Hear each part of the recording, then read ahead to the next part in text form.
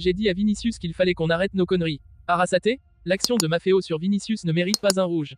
Ancelotti, on a vu très clairement où nous pouvons avoir des problèmes. Petit accro pour le Real, Bellingham s'emporte après le nul frustrant contre Mallorca, malgré la première de Mbappé en Liga. Avant de commencer, si c'est la première fois que tu passes ici, je t'invite donc à t'abonner, c'est gratuit, ça prend 2 secondes et ça fait plaisir. Merci beaucoup à toi. Le joueur de Majorque, qui s'est souvent accroché la saison dernière avec le Brésilien, a expliqué après le match avoir parlé avec lui pour tenter d'apaiser un peu les choses. Pablo Maffeo et Vinicius Junior ont récemment été impliqués dans des actions sur le terrain qui n'étaient pas vraiment amicales. Hier, lors du match entre Majorque et le Real Madrid, nouvel incident, le Majorquin a marché sur le mollet de Vinicius, visiblement intentionnellement mais sans grande virulence. Par la suite, Pablo Maffeo lui-même a expliqué devant les caméras en zone mixte comment se passe cette relation particulière qu'il entretient avec le Brésilien. Il a expliqué qu'il cherchait à apaiser la situation. Je n'ai aucun problème avec Vinicius. Je l'ai pris à part à la pause fraîcheur et je lui ai dit, écoute, on arrête les conneries et c'est tout, ce qui s'est passé c'est passé. Et il m'a répondu, oui, tout va bien. Nous sommes restés calmes, nous avons été cool, je n'ai aucun problème avec lui. Des amis communs me disent que c'est un bon gars en dehors du terrain, et je les crois. Maffeo a ajouté que, cela n'a pas de sens de continuer comme ça, avec ces choses-là. Au final, ça donne une mauvaise image et je n'aime pas ça. J'ai marché sur lui et je lui ai demandé pardon, j'ai pris un carton jaune, mais c'était sans force. Je ne vois pas de mauvaise intention chez Vinicius, comme chez d'autres. Il va faire quelques erreurs comme tout le monde, mais s'il corrige ça, ce sera mieux, a conclu le défenseur espagnol. L'entraîneur du RCD Majorque s'est exprimé en conférence de presse après le match face au Real Madrid qui s'est conclu par un nul 1-1 à son mois. La clé contre le Real Madrid, si on restait dans le match, nous avions une chance d'obtenir quelque chose de positif. Nous avons des arguments en attaque pour apporter le danger. De plus, nous sommes puissants sur les coups de pied arrêtés, c'est d'ailleurs comme ça que nous avons marqué le but. Dominique a également réalisé quelques arrêts importants pour nous permettre de rester dans le match. Approche de départ, c'était risqué, mais notre approche consistait à jouer sur les ailes. Nous pensions que leurs ailiers n'allaient pas redescendre pour défendre et ça nous a permis de prendre l'avantage. Changement de système après l'égalisation, nous avons joué à l'intérieur après l'égalisation. Pour éviter qu'ils ne combinent à l'intérieur, nous pouvions défendre sur les centres depuis l'extérieur. Le but égalisateur est arrivé relativement tôt. C'était pour qu'ils ne puissent pas avancer. Les latéraux, c'est l'une des caractéristiques que je veux, jouer avec les latéraux très hauts. Nous avons de la présence dans la surface. Quand vous arrivez et que vous chargez la zone, Dani a fait une belle passe décisive, mais il faut ensuite finir le travail. Adaptation, l'idéal c'est de jouer avec des ailiers et un attaquant, mais pour un match comme celui-ci, je pense que Dani a fait du bon travail. Carton jaune pour Maffeo pour un coup sur Vinicius, ça me semblait être peu de choses, c'est pourquoi j'ai protesté. Mais en revoyant les images à la mi-temps, j'ai vu que c'était un jaune clair. Mais ce n'est pas un carton rouge. L'entraîneur du Real Madrid s'est présenté en salle de presse à son mois après le nul 1-1 concédé par le Real Madrid face à Majorque lors de cette première journée de Liga. Le match, on l'a bien commencé, on est allé de l'avant et nous aurions pu marquer le deuxième but. En deuxième période, on a perdu l'équilibre. C'est un match que nous aurions pu perdre à cause de ça. Ça n'a pas été un bon match. Nous sommes une équipe offensive mais l'équilibre défensif est fondamental. Sur ces changements tardifs, chacun a son avis sur les changements, ce sont des petits détails. Il est possible qu'ils soient tardifs, ou pas.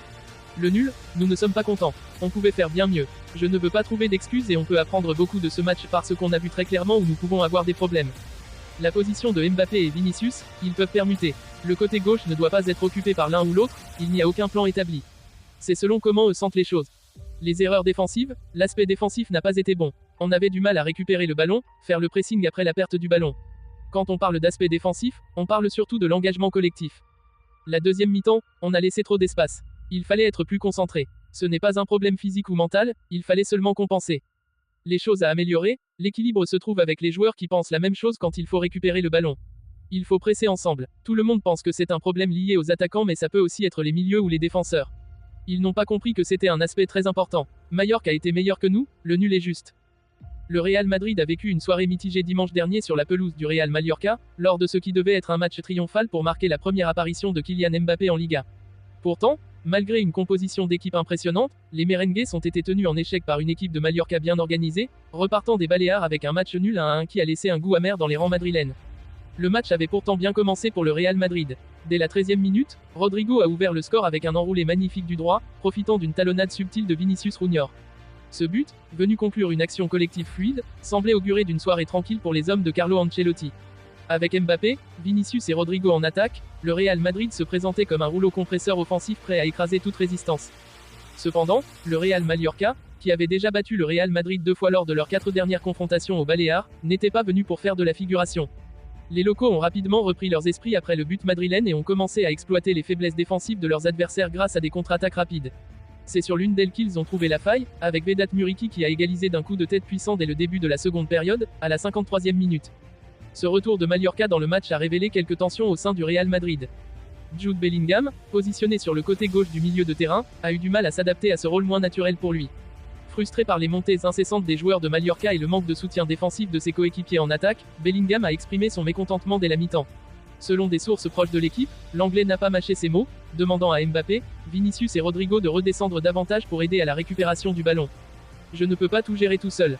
Vous devez revenir pour défendre quand on perd le ballon, sinon on se fait submerger, aurait lancé Bellingham, sa frustration évidente. Cet échange tendu a jeté un froid dans le vestiaire, malgré les tentatives de Carlo Ancelotti de calmer les esprits et de recentrer son équipe pour la seconde période. Kylian Mbappé, de son côté, a montré des signes encourageants pour sa première en Liga, se montrant actif et impliqué dans la plupart des offensives madrilènes. Néanmoins, ses appuis encore incertains et un état physique en rodage ont limité son impact, bien qu'il ait démontré que sa vitesse et sa capacité de percussion sont toujours présentes. Malgré ses efforts, Mbappé n'a pas réussi à faire la différence dans une rencontre où Mallorca a su répondre coup pour coup.